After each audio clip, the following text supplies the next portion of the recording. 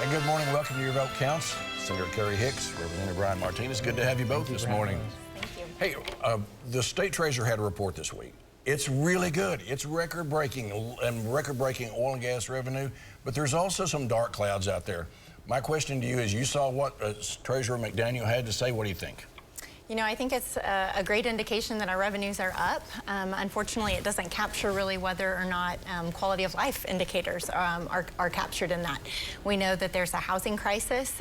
There's a lot of other significant budget items that we need to be investing in. And at this point in time, I think, you know, I'm kind of a wait and see as far as whether or not the diversification in our energy and our portfolios is actually going to pan out.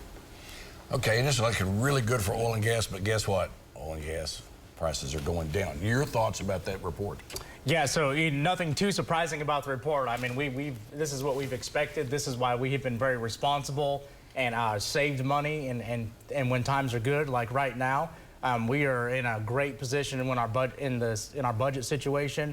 So when others wanted to spend, we did some spending, but also we did some saving. So we are prepared for this as a state, and I think that this will be revealed that we did the responsible thing when times are good. So we're gonna weather the storm. Okay, speaking of storm, now that you're talking about the Senate and the House again, let me ask you this: the House sent a bunch of revenue bills to the Senate. Senate's still working on those, analyzing those. A lot of folks are saying, hey, we need to have tax cuts. Other folks are saying, hey, let's take this revenue and fund teacher pay increases. Where do you think we're headed on this issue?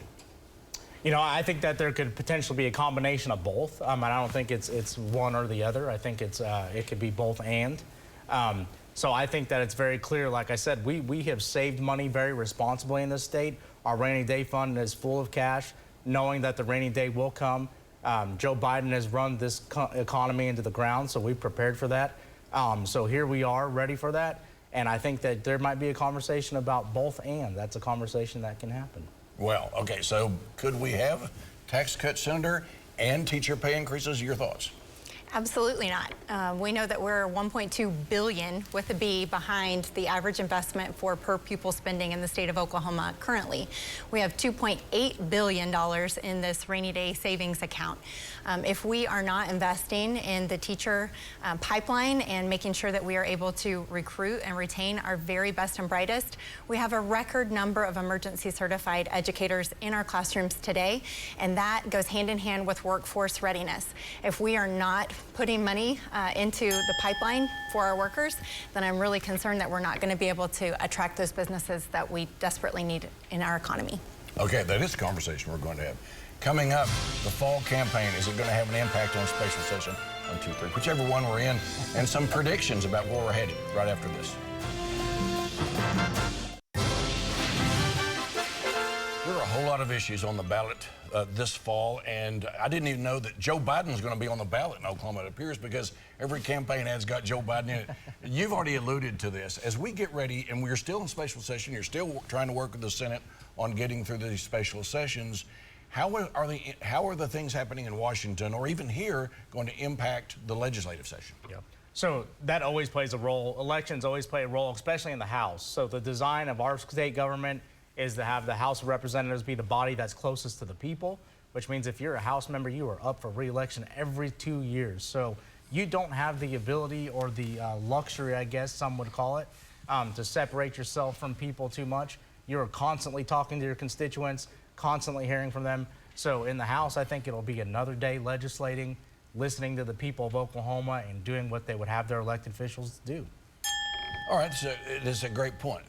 People are going to be, especially in the House, are going to be on doorsteps. They're going to be hearing from their constituents. You still have a special session to be dealt with. Will that impact it a lot, in your opinion? Absolutely. You know, I think when we're talking about having record savings in our rainy day fund, thank you to the federal government for sending us billions of dollars in pandemic relief funds. Those ARPA funds are essential to making sure that our communities are taken care of and well cared for.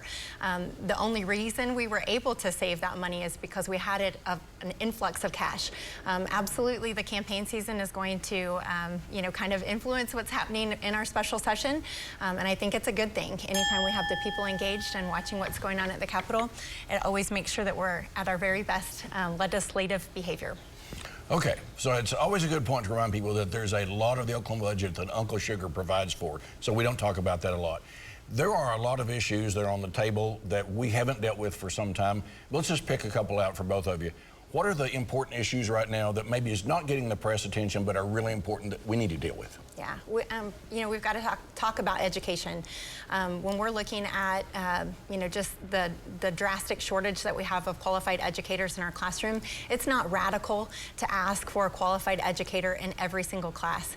It's not radical to ask for a protected class size to make sure that kids have the best learning environment possible. And it's not radical to expect that we would be able to have access to high quality early childhood in our child care so that everyone has the opportunity to participate in our economy. I know that early childhood care is important. By the way, there's an event you're going to be at Monday night. Yes, there's a fundraiser for Rainbow Fleet. They've been serving the community with early childhood services for the last 50 years. Come help us celebrate on Monday night at the Jones Assembly. Okay, great.